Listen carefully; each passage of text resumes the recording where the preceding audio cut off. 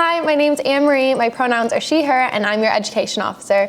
Today I will be answering my questions from my scrutiny report.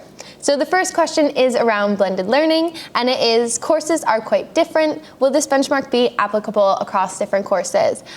So short answer, yes. I did just want to point out that the benchmark will no longer be called the blended learning benchmark. The name's kind of still up in the air, just because we are making a shift away from blended learning. And like I mentioned in the scrutiny report, one of the big things that I wanted to do when I created this secondary post-pandemic benchmark, blended learning benchmark, was to create a benchmark that would be able to be sustained across multiple years so that future education officers won't have to worry about it, and it will be applicable and held up by the university.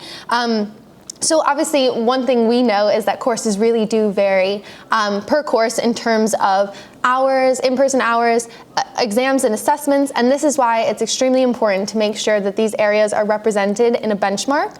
And so that's why in the blended learning benchmark, we added areas for discussions, especially for SSCs, just so that those areas of interest that vary between different courses will be addressed in some way, shape, or form. And also, I'm working with Liz Jones, university staff, the advice team, and policymakers to make sure that everything put in the benchmark is applicable across different courses, or the discussion points will hit the different areas in different courses. And this benchmark will also go through Education Committee, which is a governing body, to double check and ensure that all of the information is correct. So we've got loads of checks and balances, and hoping to make sure that this benchmark can be sustained for future years to come. Okay, so the second question is around library improvements. And the question is, blankets going missing was a barrier raised. Are you considering mitigations to this, like tags or student cards being temporarily taken by staff, kind of like the whiteboard markers are borrowed? So yes, just to give you a little bit backstory, before each meeting or kind of committee, I like to do a lot of research just because I get anxious, and I know how slow things work throughout the university, so it's always important to make the most out of every moment.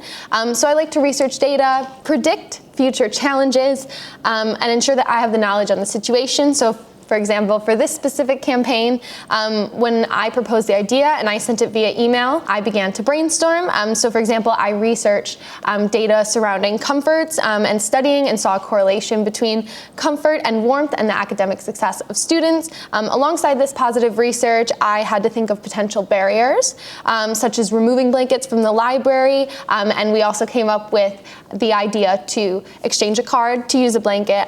So ideas like this are being brought up in the meeting to minimize these barriers. Alongside the positive research, I had to think of potential barriers or risks. So for example, like the removal of the blankets, or also the cleanliness of the blankets. So ideas such as exchanging a student card, having half the blankets in the library, half the blankets sent for cleaning. Those are all ideas that will be raised at meetings like this, and if you have further ideas, I highly recommend you send me an email. But just to make sure that we pull from also best practices to see what other unis are doing surrounding this and what works for them. Okay, so the next question has to do with mitigating circumstances and self-certification. The question is, lots of information has been shared on changes, however, will more awareness be made on how to apply?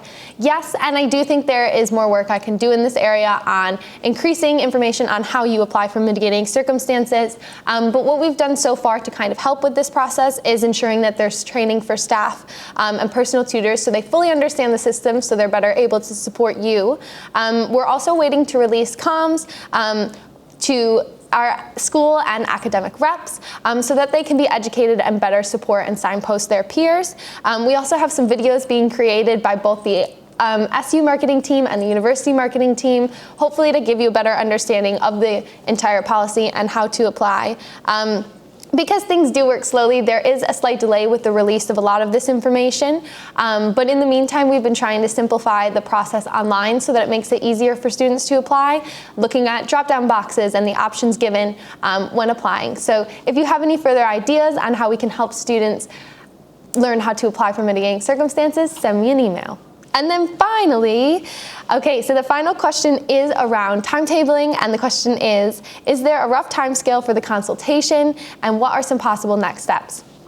That's a great question. They said within the new year, but as we know, and within the government, things take a lot longer than expected. So there's a couple of things that I've been working with the university on trying to do to mitigate these timetabling issues in the meantime. The biggest thing we're looking for from this consultation is to understand the deeper problems behind, but from things like academic reps, academic rep forums, student feedback, and surveys, we've been able to figure out key areas that need to be addressed in the meantime, such as addressing the distance between buildings and scheduling lectures in different buildings on different campuses, addressing the issue between lectures having a late release time, and then also looking at improving our current rooms and spaces that aren't the best learning environments for our students.